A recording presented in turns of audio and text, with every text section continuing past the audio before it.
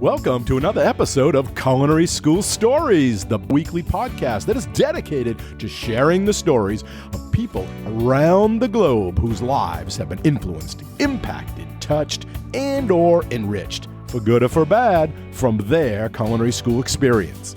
Hi, my name is Colin Roach, and I'm your host. Thanks for joining us today. You are an important part of this show, where we ask the question, what's your culinary school story?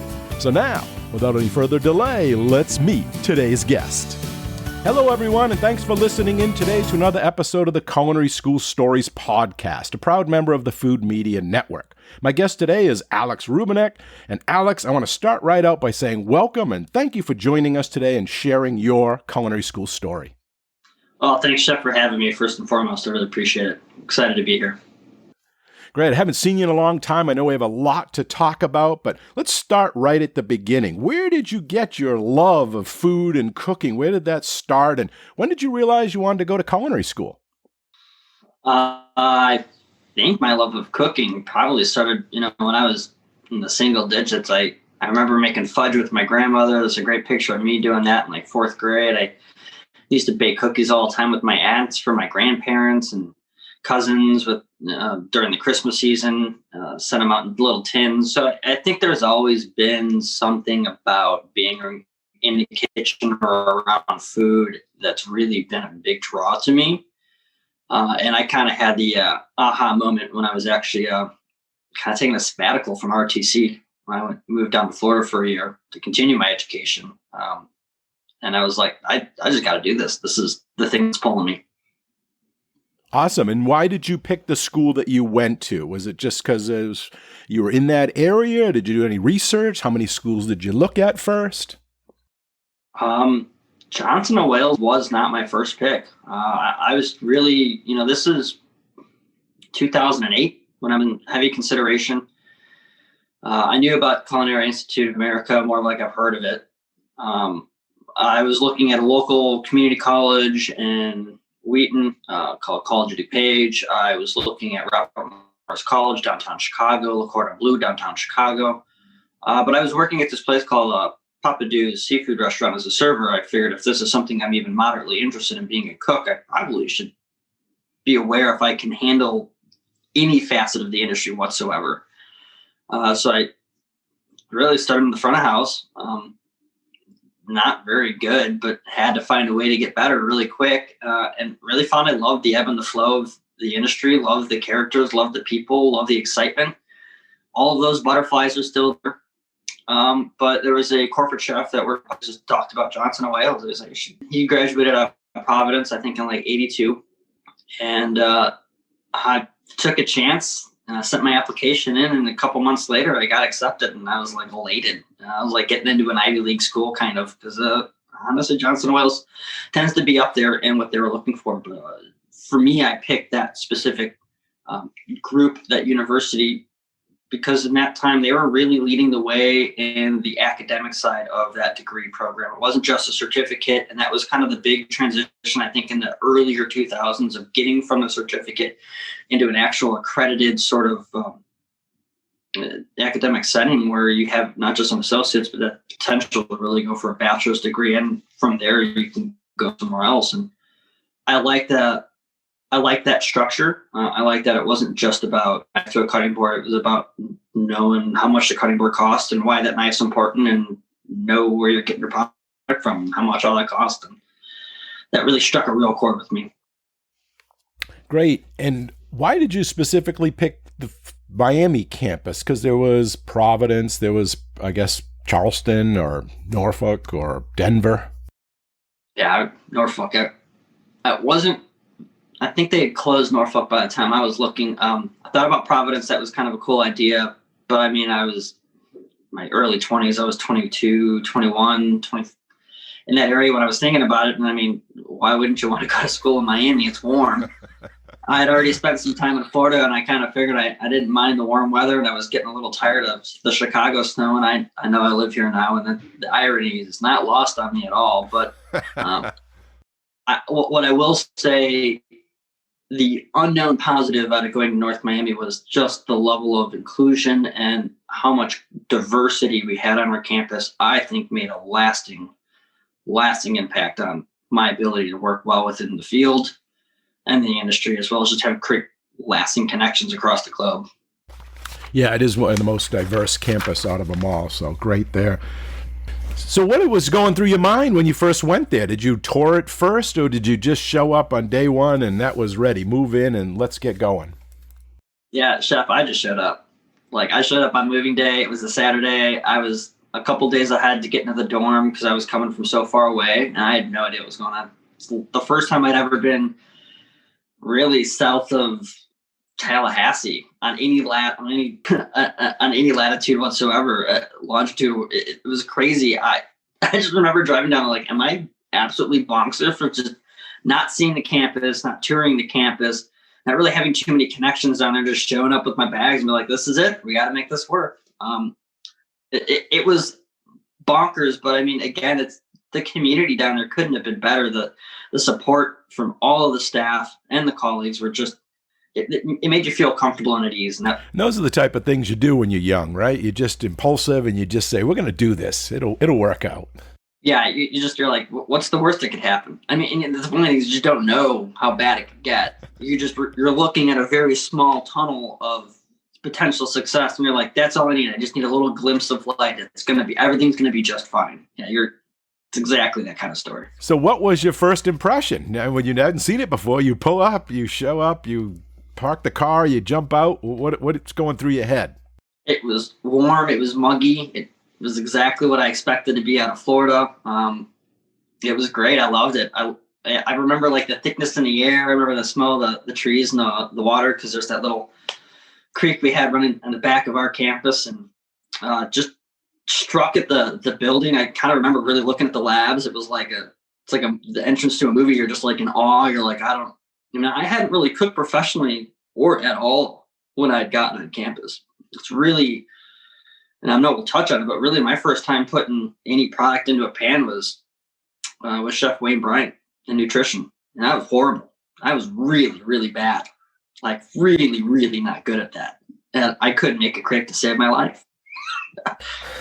So I guess we'll say you weren't prepared then. So what would you have, now that you're looking back, what would you wish you had known or what you had done before you went there that would have helped you maybe make that path a little bit clearer, a little bit easier for you?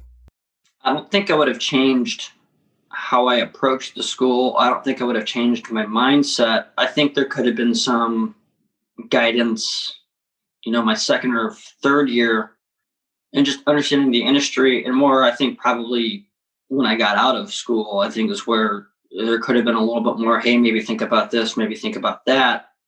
But I think everyone who enters that classroom, really, it needs to be for them. They need to decide that this is what they want for them in culinary school. You can't really appease anyone else, really, because you're submitting yourself to the industry, to everything about the industry, and you need to make sure you're okay with that decision. That's really the reason I decided to be a server for the first couple of years, because I wanted to see if I liked any of it, all of it.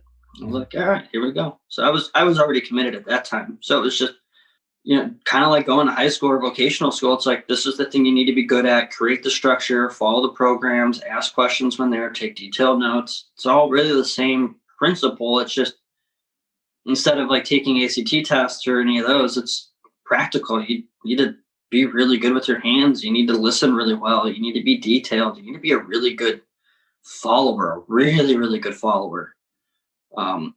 And even when think you're leading, you probably need to keep asking questions. So, I wouldn't change anything about my first 2-3 years at all on campus.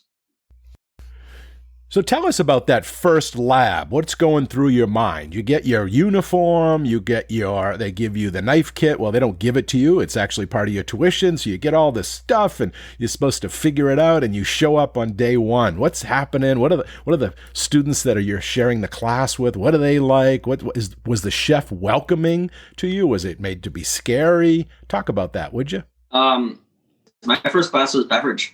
I had a great instructor, Chef Jordan Houghton on campus, was amazing. But like I was giddy, but I was also like jealous. I was wearing, basically the front of house uniform we got, but I kept staring at my knife kit and I couldn't use it for basically the first 3 weeks. It was like driving me crazy. I just wanted to use my knives and I couldn't do any of that. I wanted to put my apron on. I wanted to like get in the kitchen. Like I wanted to do the things. And it was like learn about beverage. And funny enough, that sparked my real love and interest for the beverage world, which is nothing I particularly lost. It's part of it's actually my concentration for my bachelor's. And it was exciting, but I remember getting into my first lab and just being in awe of having no idea what I was doing.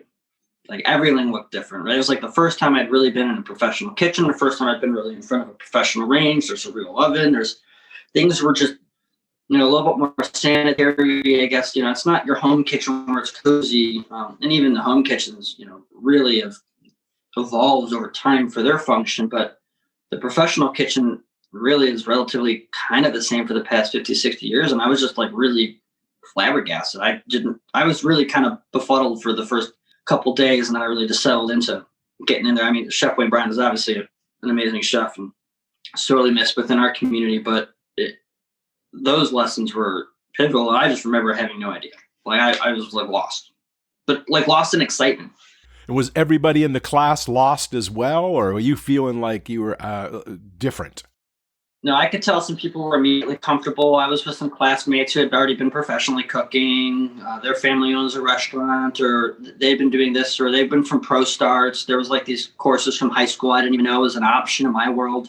And that's because I had a completely different focus in high school and my early year in college. But like when I got here, I really felt like the newest greenhorn possible.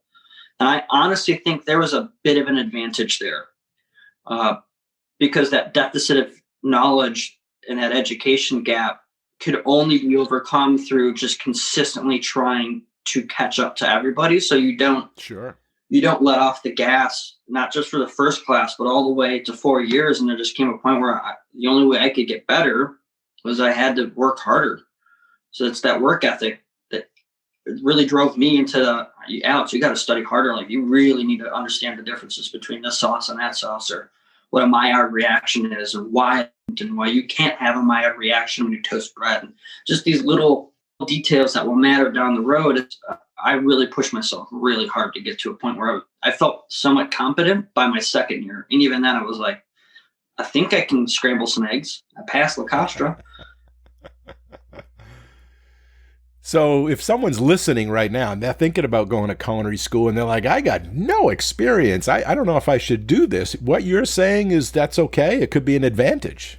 It can be. It really can be. It's an advantage if you embrace it. If you really are clear and understanding of the position you're in, and that's the direction in your life and your career you want to take, or if you're taking it not because you want to be a cook, because you need to be, rounded knowledge-wise in the industry. There's a lot of people I know that have this bachelor's degree from our university, the food service management, and they don't really cook much anymore. It's just the complete comprehensive understanding of the fundamentals of cooking that changed their direction in their career. Yeah, absolutely. If this is the thing you want to do, this is great.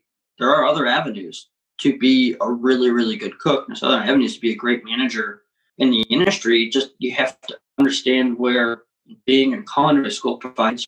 I wouldn't say a competitive edge in the industry. I would say it provides you a competitive edge to close the gap between your peers. You're always in competition. It's just the way this world works. So it's how are you going to put yourself in the best position to be the best version of yourself, to reach the most of your potential as quickly as possible. I think culinary school, Johnson Wales, absolutely gave me that key to my own success. But it's not for everybody, and I understand that. Excellent advice. So you got an associate's degree, 2 years, and then you stayed on and got a bachelor's degree, 4 years. Talk about that. Could someone just survive with the 2-year degree, in your opinion, and just go on, or do they need 4 years? And if they do, why did you pick the 4-year track that you did? I picked the 4-year track because I promised my mom I'd get a 4-year degree. So you can't really lie to your mom like that. It really will come back to haunt you. That's for sure. I remember leaving my internship. I did my internship in Germany. at a 5-star 5-diamond resort called Sonnenalp in a small little town called Afterschwang, which is about 2.5 hours south. That's your 2-year. Yeah, for my 2-year. And did it in the middle of winter. I was like really living in the snow globe for a minute. It was gorgeous. But there was an offer on the table for me to potentially, after my just literally finish a 3-month stint in a class and then come back and work at that property. And that's something I always kind of remember in the back of my mind, that even our associate's degree gave me an opportunity to get right into the industry. It would have absolutely been an entry-level position. Sous chef or chef de partie is not even a thought at that level. You're just a commis, and you're really just trying to learn everything. I thought about it, but I came back from my bachelor's because I had some other aspirations and I had made promises and I wanted to really follow through. And doing that opened another door, which got me to be a 2-year TA for the hospitality college. If I hadn't stayed, wouldn't have been able to have that opportunity open for me. I think maybe you'll understand more than most chefs. It's just you really don't know what doors open around the corner. And you can take a left and that's a different door. You take a right, it's a different door. It's just finding your path and being comfortable with it. Yeah, sometimes you don't even know your path. It's right there in front of you and you just got to go on it. And as you start on the journey, you go, wow, that was a good decision. Yeah. Great. So the 4-year degree, you stayed on, but you didn't stay with nutrition or culinary. You kind of went into the hospitality side, more management, front of the house. Tell us about that as an option. If someone's listening and says, I'm in culinary now, I'm cooking, I love it, but I don't love it as a career. I'm thinking of something else in this industry. Maybe you could talk about those paths, those opportunities, those doors that open for you in that area. Yeah, this will be an interesting start, but something the Air Force taught me is the greatest barrier to communication is no common core of experience. So if you're a front of house manager and you really don't have a fundamental understanding of food, it's going to be really hard to communicate, not just with your front of house team or the guests, which is the most important, but to work with the back of house, to have a fluid, open dialogue. You don't have to be the best cook in the kitchen. Hopefully that person's already on the payroll. But if you're interested in wine, you probably should have a general understanding of wine pairings if that's the world you're going to go into. And that even extends all the way to the non-bev world. You're not going to climb the ladder unless you have a couple things under your belt. One, you really got to be competent with food. 2, you need to be very competent with beverage. And then if you come to the other side, you just got to be aware of the overall business operations. And I think that where Johnson & Wales really in the early 2000s, it's a business school first before it was a culinary school. That's every time I talk about Johnson & Wales specifically, I say it was a business school first. They added culinary later. And it's that, for me, at the top end, at the 4,000 level courses, that was the principle that I really saw ring true, is we understood not how to cut an onion, but how to make money on the whole onion. And that, for me, was a really, really impactful lesson. I use your example every day, costing a peanut butter and jelly sandwich. I remember that class. I really remember that class. I remember the people I was sitting next to, and I couldn't get the cost of peanut butter per ounce down right, and I didn't understand how to, remove the 2 slices of bread and factor the loss of the bread that I was losing in the overall equation. So, if you've got, for example, 24 slices of bread and you take 2 away, well, now you have to cover the cost of 24 slices of bread and 22 slices, and it's just understanding all of that arithmetic makes a difference. And to get back to your question, if you don't want to cook for a living, but you're still finishing your associates, you want to go front of house, you've done the hard part. You've got the foundation of knowledge.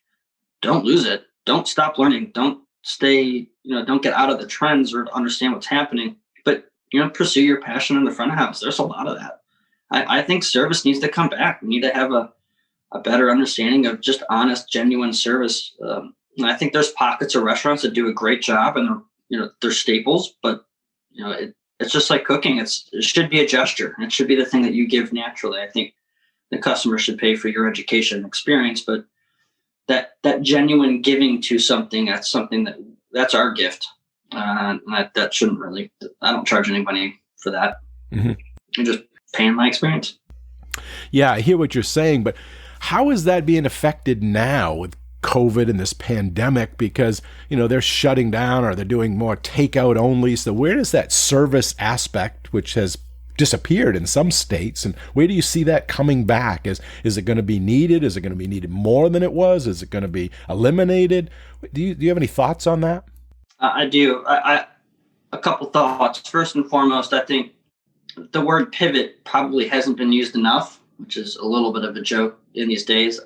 I think it's swim or die, right? Business wise, you can make smart business decisions, and it's not easy. And if you're just stuck in kind of that apprentice mode, or just the traditional sense of you're just going to do this like it's a craft, like you're a tradesman in a journey. I think the education we have, the foundation allows me to make better understanding. I can make better choices because I'm more informed, and an informed decision is always going to be better. It's really hard hitting a moving target. I think service is going to come back. This is an unfortunate situation we're all in. It's definitely worldwide, and I think it's long lasting for now, but we're going to be eating in restaurants in a year. We're going to be eating in restaurants in 9 months, hopefully 6 months. So the doom and gloom is over. It's kind of restaurants survive, and service, I think, is hopefully going to be the hallmark, because that's where, the restaurant idea is to restore the customer better than we found them. We need to nurture our customers. I'm literally providing you with nourishment. And I think there's some of that. And to the extent of like fine dining is never going to die. It'll just get smaller. Like the world's top 2 or 3% they make a lot of money. They made a lot of money this past 9 months in this 12 years. They're going to want to pay for somebody, and that's like James Beard's and up. Those restaurants will be smaller. Chicago had 21, I believe we had 21 stars in 2020. We've lost, I believe, 4. So the fine dining world's getting smaller, but it's not going to go away. The Michelin Guide's not going to go away. The Bib's not going to go away. Zagat's not going away. Like all of that's still going to be there. The guests are still going to want to be there. So yeah, dining is going to happen. And I think service is always the cornerstone to a great restaurant. You're going to always want the food and the beverage, but you'll come back because the service is so genuine, so hospitable. That's what everyone wants. You can get that at Denny's if you got a great server who cares that day, or you can get that at a Linny. Yeah, I always say that to my boys when we're out. I'm like, see, that's a good manager. This is good training because there's good service. Doesn't that make you feel good when you're in that, whatever it is, Chick-fil-A, for example? They do something right, it seems, at least in the one around our area. The people are happy they're trained. And you go to other ones, it's like, they could care less that you're there. And if the food is, irrelevant at that point, it really comes down to how they make you feel and that service and that, yeah, I'm happy to give you my money. I like coming here.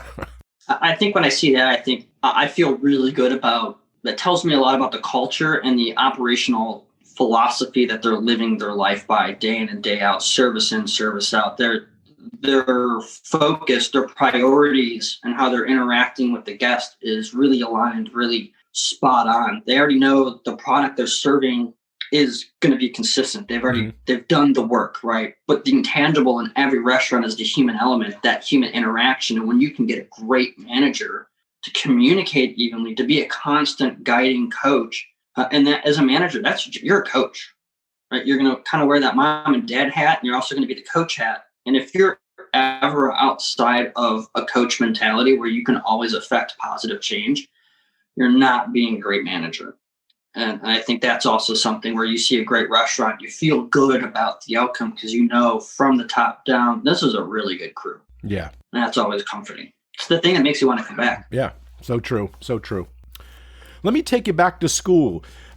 You had mentioned that you thought you were prepared, or the school prepared you, at least for those first 2 years, and you had mentioned or alluded to something like, wish there was more support for those later years, 3 and 4, or even after you left. Could you expand upon that a little bit and maybe share some ways that they could have helped a little bit more? Yeah, absolutely.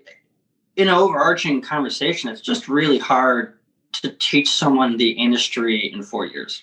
It's also really hard to teach someone how to start a business in 4 years. I think there could have been some courses that were primers, some general business courses, how to get a tax ID, how to work for loans, where do you start looking for any of that money. I mean, there's an idea that's a great idea. Everyone's got this dream restaurant if you're a cook for the most part. But the idea that a dream's a dream, you need to find a way to finance that thing. That thing needs to get off the ground.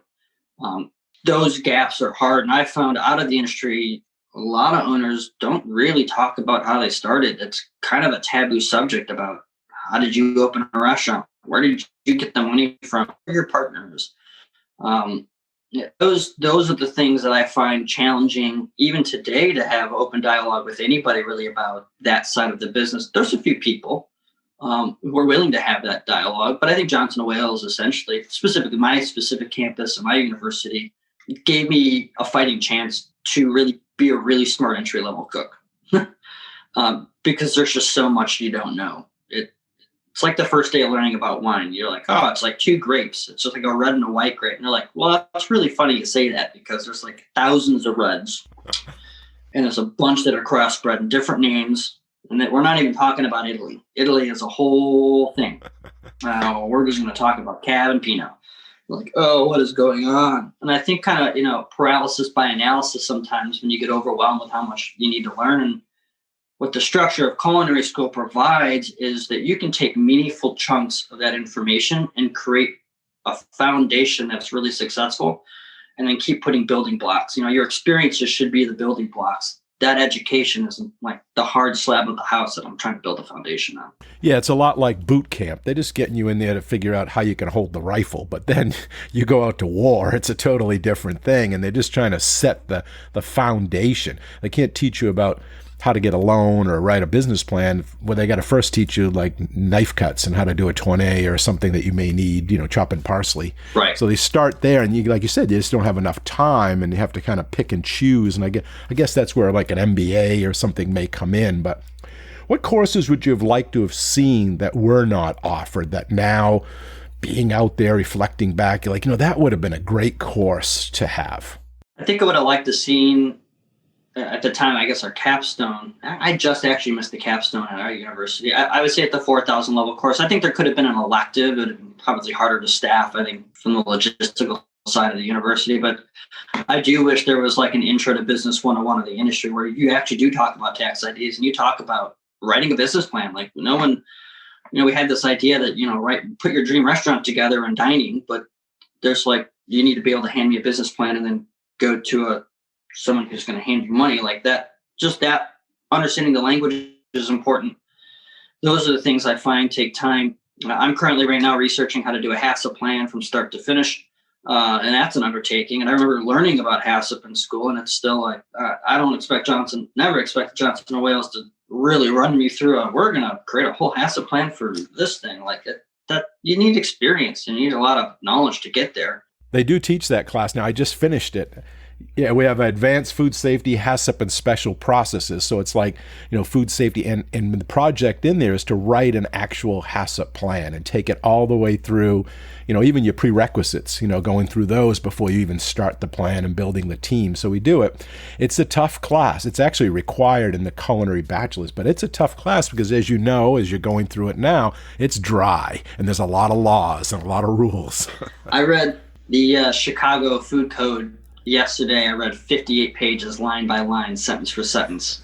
You've got to want to read that. Like, you've got to want to be looking for that information. And then, it took me years to get to a point where I was like, all right, everything they're saying actually has a place in my memory bank. Like, I can say, I understand what this line means, why they're wording it this way from the health world, and it makes sense in my operational tempo.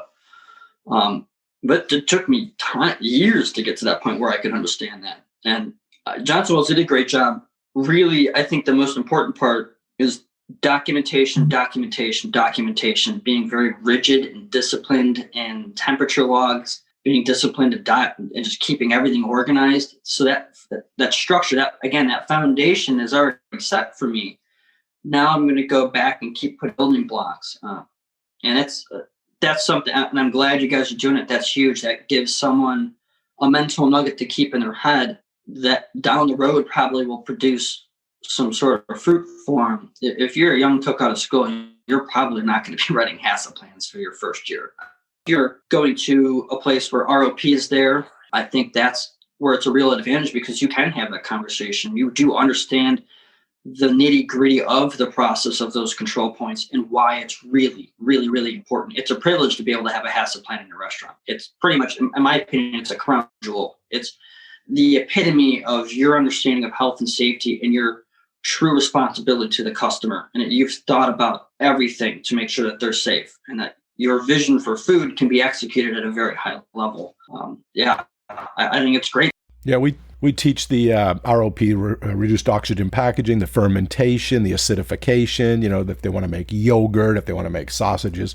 So we go through all that. I don't know if it should be a required class, though. I mean, I think, like you were saying, there's missing an entrepreneurship class. Maybe there should be an elective for those that think, well, I guess you won't know if you want to go into HACCP down the road, but those that want to could take the class. But being a requirement, some paths that the students may take, they may not need that. But again, that's for the culinary bachelor's degree program. Yeah, that does seem very specific, a little bit of a narrow window. Listen, if you're going to go through it, you will be better off for it. But I think there's, again, something that could have been more broad-based understanding that could have helped in the longer run. I'd rather learn I would have liked to have learned, basically how to write a business plan before I could write HACCP plan. Then I can know my dream to open a little sandwich shop is going to be more reasonable before I'm like, well, now I want to do curing, dry aging, all that. Yeah, I think more electives would be good. We currently I teach two other ones that I think have been added since you've left. One is Introduction to Culinary Instruction. It's an elective for those that may want to go into teaching. Great. And the other one is Food Media Presentation Skills for the culinary student, for those that want to learn how to, do a blog, do a podcast, do a YouTube channel, be able to present, whether it's for TV. So we have that as an elective too, that people may want to go into that route. So I think more electives, it allows people to kind of pick their own unique customized path would be the best. That's huge. Yeah, those are great options. And I think it's very poignant to the market because those are things you need to know. Being a chef 30 years ago is not being a chef now. Being a chef 40 years ago isn't even the same thing. And I think if you look at the top chefs in the world right now, what they have to be good at isn't really fair. And that's why it's probably really hard to hit that level is you got to be really, really, really smart in the business. You have to be absolutely the best cook in the kitchen, amongst the best cooks in the kitchen. And you have to have a great vision and creativity. And then you got to be somewhat of a decent leader and a manager. All of those things is not essentially what the original role of being a cook was or being a chef. It's evolved so much more. If someone can do those things, your potential is limitless. There isn't anything in this industry you can't do if you're good at all of those founding pillars of excellence. But it's okay also if you're not super marketing savvy. Like I've got an Instagram. It's not for anybody but for me. And that's not really the best way to advertise my product. And that's okay. I know my deficiency in that world. I also understand that I spent more time focusing on how to make the money on the onion than I did how to post a picture on Instagram. So kind of some of those differences, I think, against the electives, you just got to determine the kind of person you want to lead in the industry and be for yourself. Yeah, and then you just build a team. Whatever your weakness is, you just hire someone for that. Like you could hire a social media manager. You could hire someone that could take over those other parts that, you may be deficient in to kind of make you whole in that area. Yeah. And it's true what you say about school too, is I don't think a lot of people realize what a chef has to do or what the hats they have to wear and the roles they have to play. Mm-hmm. I can remember when I was going for my terminal degree or PhD or my MBA, I was in class and one was I got my degree in education. And I was in there with people that were maybe going to be principals and, things like that, deans. And they were in the education world and they'd say, oh, you teach cooking, you're a chef? Oh, that's fun. Do you guys get to wear those hats? And what do you flip burgers? What do you learn? And I'm like, culinary school is a lot more than that. It's really a business degree plus a culinary degree plus a marketing. There's so many parts and components that go in to make that successful chef or food service entrepreneur that I don't think people realize it behind the scenes. Oh, it's all encompassing. It's really difficult. But the other thing I would say is just because you learned it in 4 years, just because you went through these classrooms, you're going to have to put 90% of that back on the shelf. Because if you're going to be in the industry as a cook, your number one job is to be the best cook you can possibly be. And I will definitely tell anybody, if you can be as good as Grant or Thomas Keller or Curtis Duffy, if you can do that in 4 years, that's great. Good for you. And you actually had a guest on who I thought was probably, to this day, still is the best cook I've seen in person, Luis Young. Listen, that kid had a different had everything different. He just was really, really, really good. It was an awe. And he's competing with the giants and the megaliths in the industry, and he still has to get better. And he would say that, right? Because he's still pushing himself to reach a new height. And I think that's the other thing is he invested so much of his time and energy, as I have, as great chefs do, is you invest back into the fundamentals. I mean, once you leave, the only thing you should be asking is, what do I not know fundamentally off the top of my head? Can I make a perfect hollandaise 1,000 times every day? Yeah. I put béarnaise on my menu for 2 reasons. One, it's delicious. And two, I now have something that if I bring a team member on, I can come back to a fundamental sauce, and we can have a conversation about what that is and what are the principles and the aspects of what makes that work. So it's a teaching moment. So I've built already preemptively a teaching moment of just pure foundation already in the menu.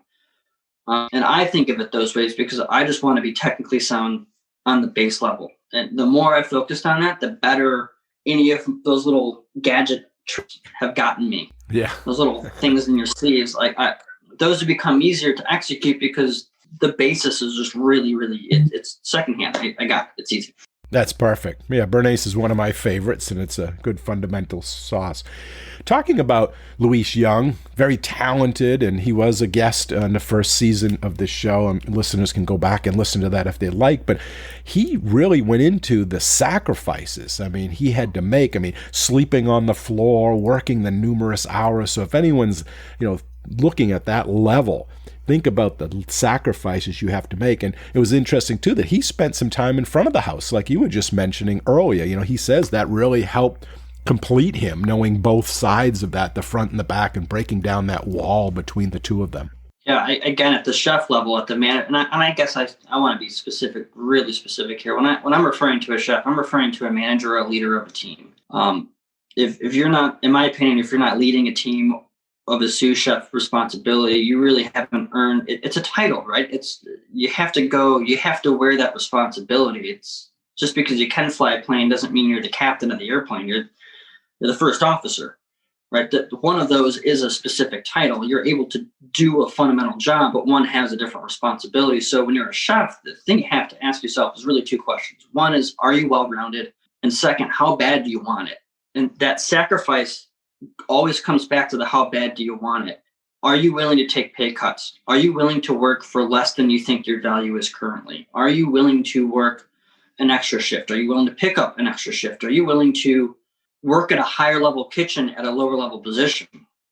You've got to ask yourself, how much are you willing to, what are you willing to put in front as opposed to your granular vision of being successful?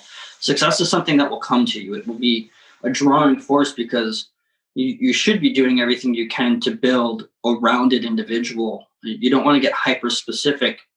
And I think that's a key point young cooks need to understand sometimes is if you're going to do culinary school, great, do it. It's there to put a foundation, but you're entering a trade.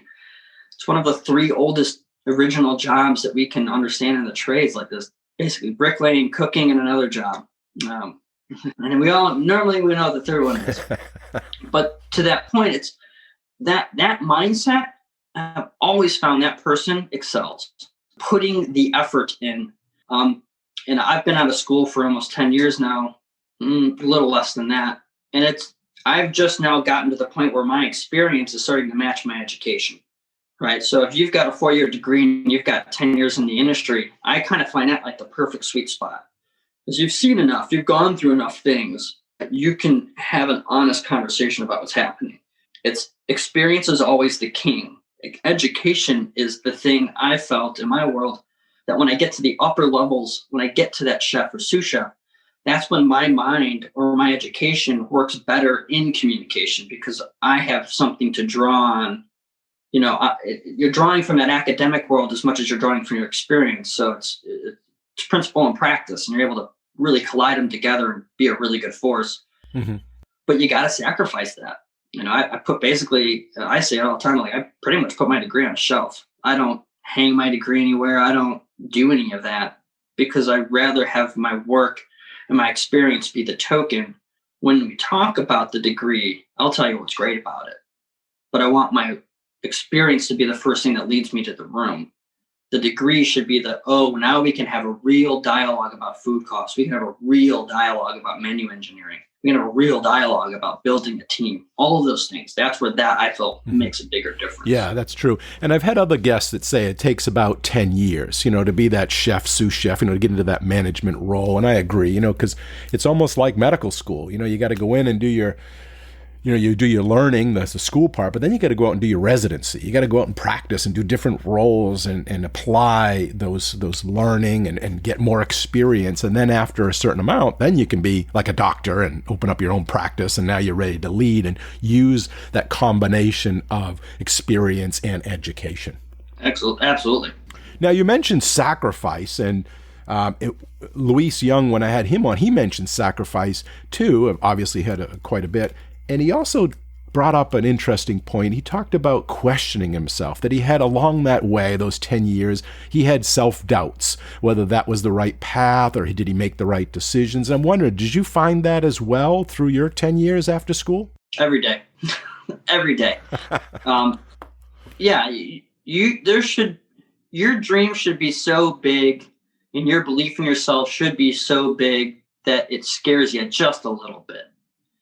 Because that fear is going to keep you aware, and hopefully you can channel that energy, at least I do, of saying, okay, I really want this.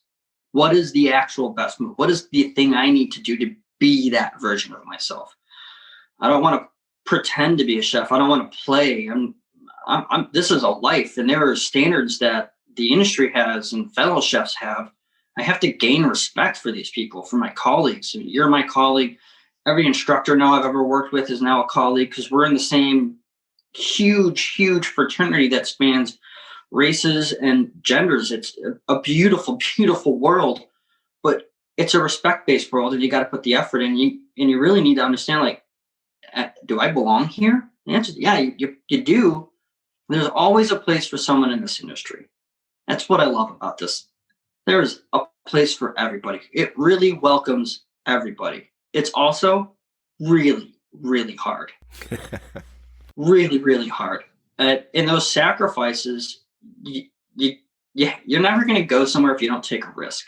And a risk means you're going to normally have a chance of failure, which there should be a little bit of apprehension there. But the potential, and if you go back to leaning into that trade mentality, that's where your head is at, you're going to be fine. Because there's also this kind of understanding of what that means, and you can go through some of those trials and tribulations.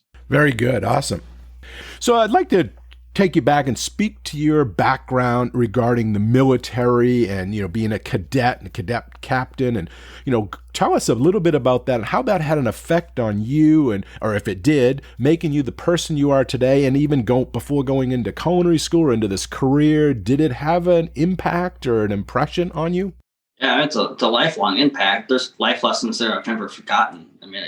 I'll start at the top of the quote with communication is the greatest spirit of communication is no common core of experience. And that was drilled in me when I was 16. My story starts at 15 in 6th grade, middle school for me. And my friend that I had met at the time was in this program called the Air Force Auxiliary. And it was started in 1941. Essentially, it was a group of civilians who would fly these airplanes to defend the coast. And actually, it was the Atlantic coast for looking for U-boats. And it's really, really developed into something completely different. That core branch is aerospace education, cadet program, and emergency services. So essentially what CAP is a volunteer service of complete civilians who really conform themselves to military regulations. So we follow Air Force protocol.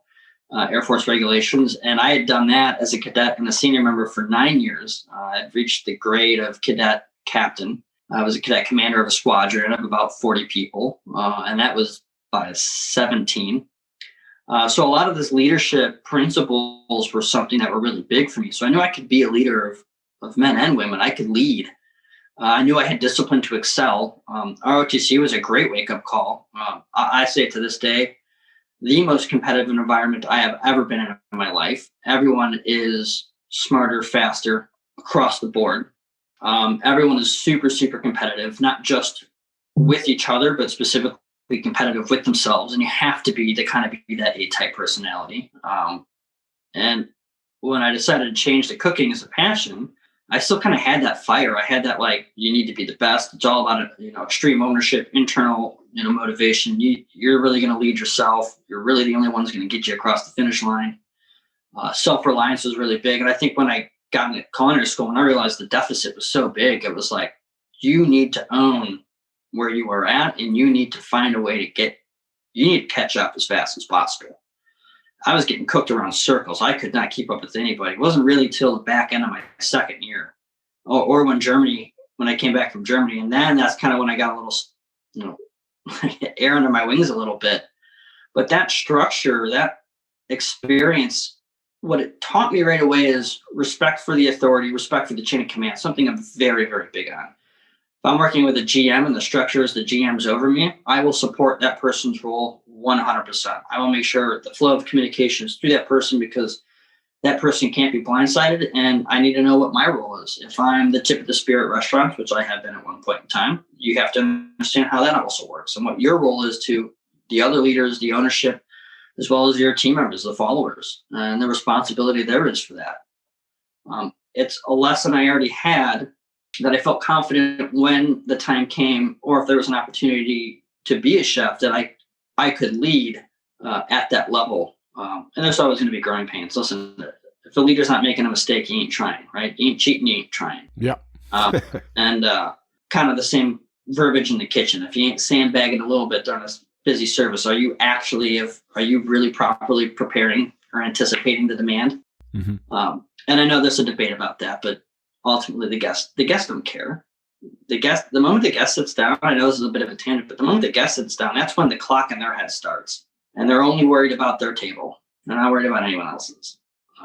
So that kind of also has always helped me a little bit in the industry. But my experience in the military, to any extent, just allowed me to understand what my role is and where my place is, and to be able to have that sort of internal dialogue about ownership and responsibility. And I think that, for me, I felt like was an advantage over some people. It's just a little bit of maturation. Johnson Wales takes people from all demographics, age brackets. We were working with people who were ex-rocket scientists from NASA. I remember one of those kids that running around campus, and kids right out of high school from South America, from the Dominican Republic. I mean, it couldn't have been more diverse if we had tried to put a different movie set in there. It was crazy how great it was. Yeah. But again, the overall experience that I had walking into there says, I need to stay focused. I need to not get distracted, and I need to be aware of what's in front of me and what my role is. And I use those lessons every day in my kitchen. Yeah, as a chef instructor, I noticed that the students that had a military background, seemed to assimilate a little bit quicker, because, culinary is very similar to the military in many ways, structure-wise. Escoffier and the brigade system and the hierarchy. We used to do the lineups in the morning, and they pressed uniforms and the cleanliness and sanitation. I think that all kind of bodes well for those that come out of the military in many ways. Yeah, I loved ironing my uniforms. It was something I took great pride in. I made sure I had the best creases. I knew the tricks. I knew how to keep everything really clean. Polish the shoes. I did. I know how to have everything dialed in. I've allowed myself to relax a little bit, allow the priority to be something more important than just visual appearance. But I always have a clean jacket in my kitchen in case I need to go to the front or talk to a rep. And I believe in those kind of basic principles as well. Okay, so now looking back, was culinary school worth it? What's the return on investment? And there's a lot of time, there's a lot of money that you spent, there's a lot of, sacrifices that you had to make. Can you talk about that a little bit? Yeah. The university I attended was just a little over $120,000 for 4 years. Wow. So if I'm paying basically, maybe it's $34,000, $35,000 a year, so it's probably closer to $140,000. My first sous chef job, my first job out of culinary school was a chef at basically a supper club in Wisconsin. I made $15 an hour, and I fought really hard to get that. My second job, I was making about that same. And then my first real sous chef job, I remember getting my offer letter, and I was making $30,000 my first time as a sous chef. And they were working me, really working me. And that goes back to the sacrifice. How bad do you want it? Are you willing to truly understand that as much as you might have a 4-year degree, it's about the experience. You got to go out there and you got to earn it. I make a little more than that these days, but it's taken 10 years to, have that base salary requirement. And I think some of those risk rewards is something you also have to understand. I worked with a banquet chef in Lowe's, Chicago, which is where I was before this, for a major hotel, 4.5 stars. Great. Love the company. And the banquet chef had never gone to culinary school. And we talked about that all the time about, he's got none of this debt over his head. And I do. And how do I manage it as opposed to him? And it's just understanding that you can not do this and end up at the same place. Where I think the opportunity to improve is I think what I have an advantage of is when we start talking nuts and bolts about food costing and doing any of the back end stuff, that's where I find I excel, because it's really, really, really easy to understand, because we've had those serious foundational understandings. So if you go do the apprenticeship, you start off at TGI Fridays, for example. There's a ton of lessons to be learned there. Then you go to a little cafe or mom and pop shop, and then you maybe find a James Beard chef you really want to start learning your skills for. You get 10, 15 years down the road, you're an established sous chef, maybe a chef de cuisine. You've learned the hard way. There's a lot of those lessons. If you read Bourdain's book, I'm rereading it currently. He got his butt kicked up north, P-Town, and then he decided to go to CIA because he got embarrassed being a broiler cook. Like Alcalde, right? Yeah. They were making fun of him, and he came back with a vengeance. The culinary school just gave him a foundation to stand on, but even Bourdain had to keep pushing himself in the industry because no one really cares. Like, that's the joke, is like, well, the kid went to culinary school, no one cares. Well, actually, employers care. Other cooks don't care, because it's either you can cook or you can't cook, or you are going to be a great manager or not. It's when you get to the point where you're going to start using that degree, menu engineering, food cost, developing HACCP plans. All of those things really do matter. And you have to determine whether you're willing to, are you going to pay for it through your time, or are you going to pay through it through your pocket? And you can do both. And you should do both a little bit, I think. Maybe you take an online course. It could be from the Harvard School. It can be from Johnson & Wales. All these things make a difference. But listen, for a university, for a degree, it's expensive. Absolutely. There's a real cost attached to that. And you need to ask yourself if you're willing to live that life, if you're willing to accept the responsibility of all of that. It's something to consider, right? It's not just about learning. It's about a full picture of your life the moment you graduate. So yeah, you don't go to culinary school to be a line cook, right? I mean, it's not a hobby. It's a career, and it's a big, big investment. And if you want to get the return on that investment, all that money spent, you need to have a long-term plan and be successful. So how would you recommend people pay for it? I mean, is there loans? Is there, programs? Is there employer sponsors? I mean, how can you defer some of those costs? Yeah, that's a great question. You got to find a way to diversify yourself. I know people who worked every day while they were in school, full-time job, full-time school. Couldn't believe it. Some people used a GI Bill. Great advantage for that. Some people were financed individually and could afford that. Me, I was in a position where I had saved a little bit of money from working. I was able to put down a couple $1,000s to start, and then I needed FAFSA grants. I needed Pell grants.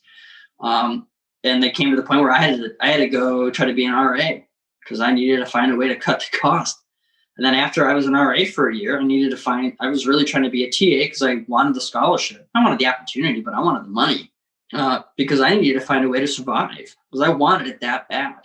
I also wanted to learn and be a part of, the educational team from that aspect. I was really, really intrigued in the leading learning cycle that I had to immediately adapt.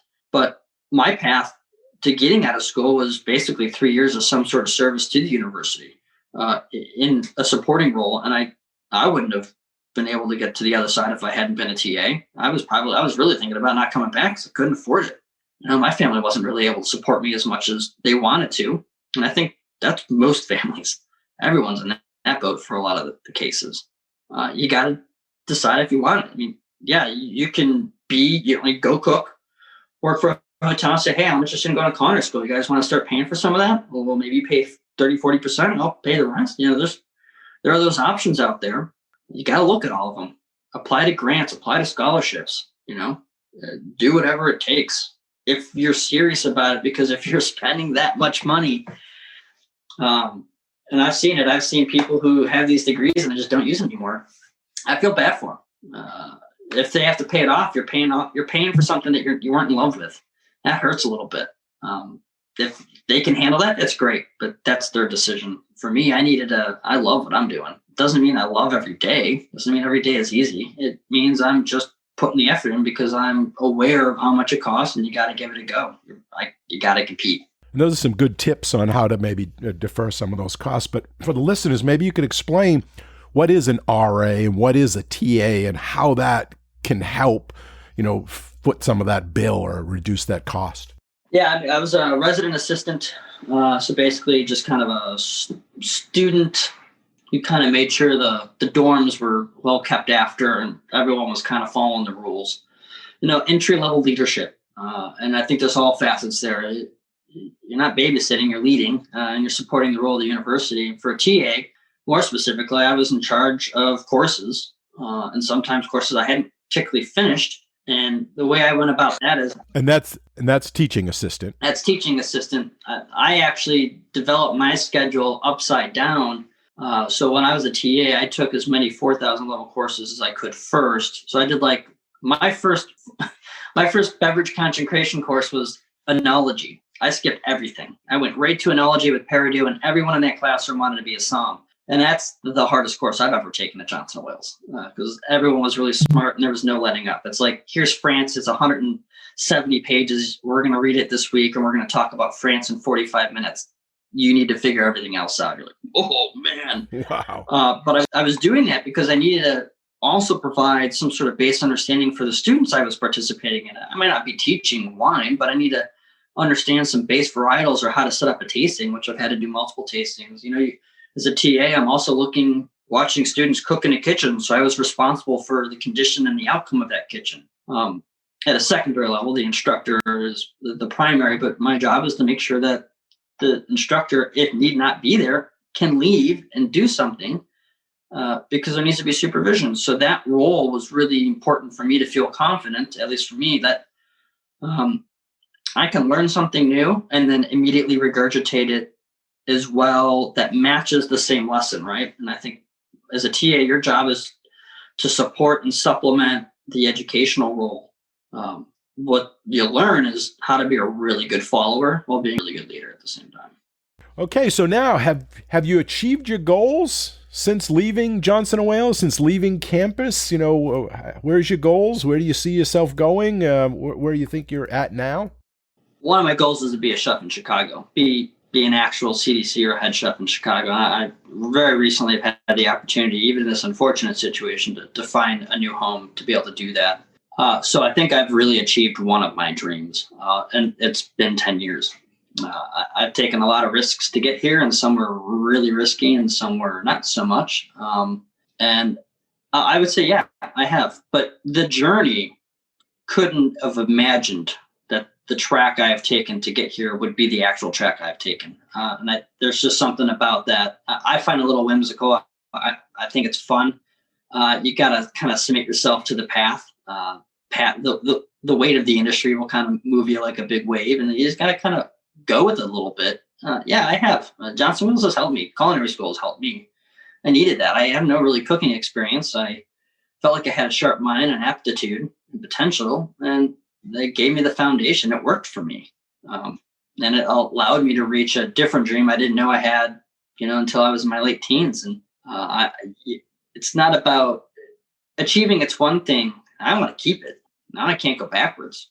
Now I got to redouble down my efforts somehow to achieve new heights, or to help not just build myself up, but it's about building this concept that I'm currently working with. And I'm with this great team and making that as good as it can be. And now I get to compete in a tier 1 market. I compete with chefs in Chicago, chefs in New York, chefs in Austin and LA and San Francisco. It's in Miami.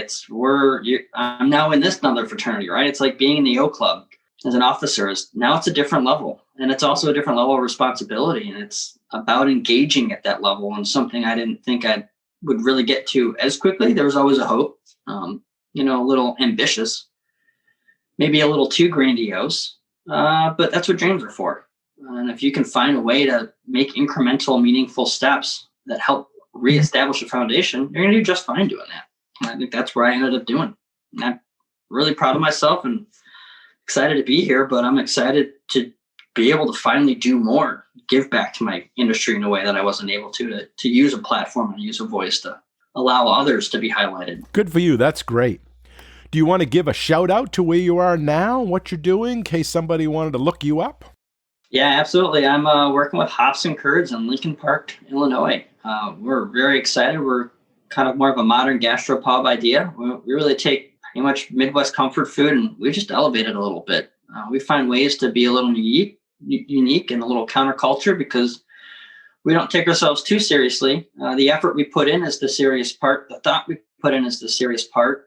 Our honest, genuine approach is the serious part, but we take some things with a little playfulness, right? You got to have a little youth in the cooking. That's what makes it fun a little bit. A little bit of that grandma touch, as I always like to talk about.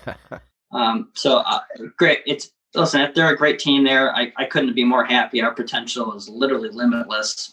And I'm first and foremost just really fortunate to be a part of that because I also understand it's about 17 to 20% of restaurants are not open anymore. It's almost 500,000 people who are out of work in the industry, if not more, that cannot get a job back because their restaurant does not exist. So that's, as much as I feel, humbled in success, it's also a realization that we've got to use this platform to help our other peers, our other brothers and sisters out there. That's great. And is there a website there that someone could look it up if they wanted to check out the place or the menu or something? Absolutely. Hopsandcurds.com. Just like you understand, it's like the hops like the beer and the curds like cheese curds. That's pretty straightforward for us. And my Instagram handle, if anyone's interested, is Rubenic, Rubenic, on Instagram. And you can also follow us at Hops and Curds on Instagram as well. Awesome. I will definitely put those in the show notes too. So if someone's listening and driving and can't write that down, you can go back and find that and look those links up. Excellent. Well, Alex, as we come to the end of our talk today, and before I wrap this up, is there any last minute guidance or any advice that you want to leave with the listeners, something you want to share? Yeah, I think, something that's always kind of resonated with me is trying to find a mentorship or some level of, camaraderie that you can always communicate to. This is a really tough road, front of house, back of house. You need someone to kind of be a sounding wall to help provide you with some different insight, different perspective.